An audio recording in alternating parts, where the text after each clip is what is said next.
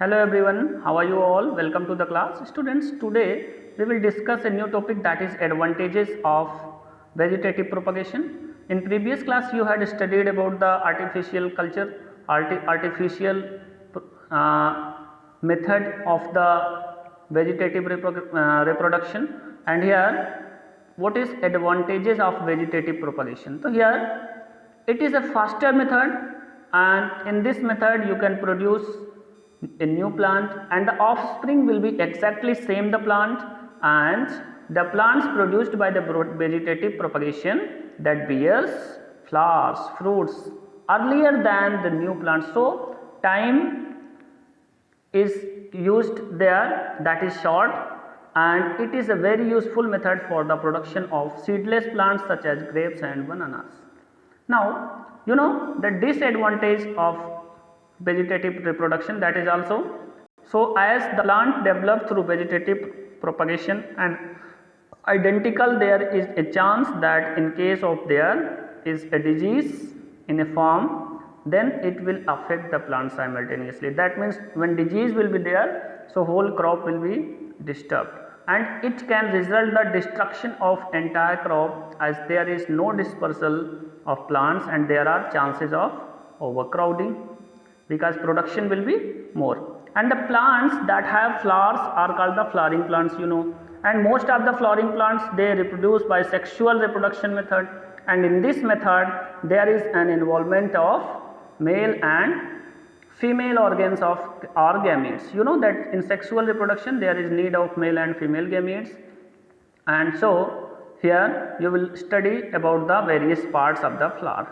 So you know that flower is the reproductive part of plant, okay, and flowers contains the sexual reproduction here, so they contains the sexual reproductive organs, and in most plants the same flower contains the male organs as well as female organs. So there may be male and female both, and the function of flower is to make male and female gametes and to ensure that fertilization will be takes place to make seeds for the growing a new plants.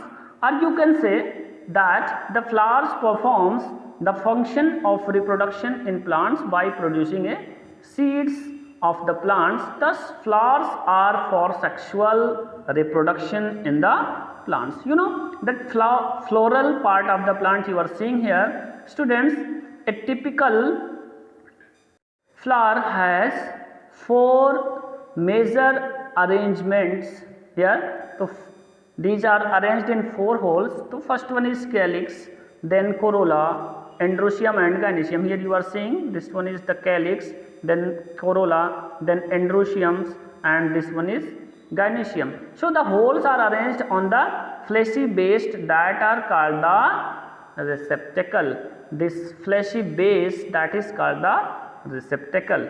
Students, here each of the part has a specific role. That means the parts of the flower, that each part have the specific role, and more the plants, here in plants more the parts, however the same functions may be done by some other part of the plants. So here first one is calyx. So first hole, that is calyx. So this is the green leaf like part, and the outermost circle of the flower, that is called the sepals, and all the sepals taken together, they are called the calyx.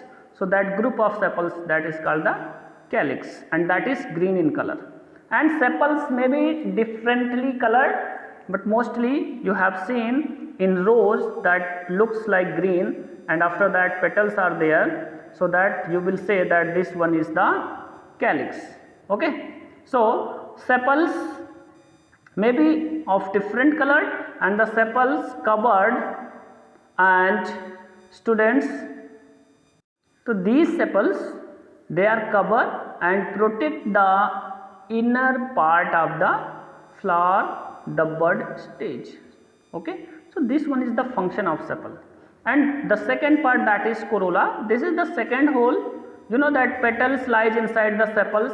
All the petals taken together, that are called the corolla, and the petals are usually scented, and the function of petal is to attract the insects for the pollination and to protect the reproductive organs which are at the center, that means androecium and gynoecium, that are protected by this. Next one is androecium. You know that this one is the male reproductive part of the flower, and that is made up of stamens. A stamen is made up of a longer slender filament and broad anther and at the up, and this anther, it contains several pollen grains. Here you are seeing these thread like structure, that is filament, and upper structure, that is anther. Okay, and you know that these anthers, pollen grains, contains the male gametes. Okay, now next one is gynoecium. This is the female reproductive part of the flower. Students, it is very important that it is the female reproductive part, and it is the innermost holes, and here each pistils, here it consists of number of pistils or carpels. So each pistil is made up of enlarged ovary at the base, a long slender style, and the broad stigma at the tip. This one is stigma, then style, then ovary. Okay, and here, so the stigma at tip, style, and ovary, they are collectively called as carpels.